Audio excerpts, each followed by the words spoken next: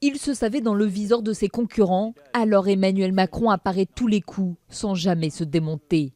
Notamment lorsque Nicolas Dupont-Aignan lui reproche d'avoir augmenté les impôts. Je n'ai jamais été ministre des Finances ni Premier ministre. Ah bon, alors vous n'étiez pas solidaire de votre gouvernement, c'est extravagant. Et j'ai été à ce moment-là, je n'étais pas ministre dans la période que vous indiquez. Mais non, c'est jamais vous. On peut être factuel. Mais à force d'être critiqué, le leader d'En Marche s'est parfois un peu emmêlé les pinceaux, répondant par exemple à François Asselineau en l'appelant Philippe Poutou. J'aimerais d'ailleurs que M. Macron nous dise ce qu'il en pense. Je suis d'accord avec vous sur ce dernier point. Ah, vous êtes toujours d'accord avec tout le monde? Non, ça n'est pas vrai.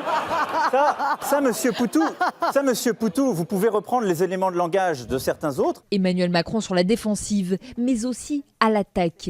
Il n'a rien laissé passer à Marine Le Pen. Ce que vous proposez, Madame Le Pen, c'est en effet de la baisse de pouvoir d'achat pour les Français. Du côté des militants, on salue la prestation, même si certains auraient voulu le voir encore plus incisif. Je l'ai trouvé bien, mais peut-être un peu en retrait quand même. J'attendais qu'il soit un petit peu plus dynamique.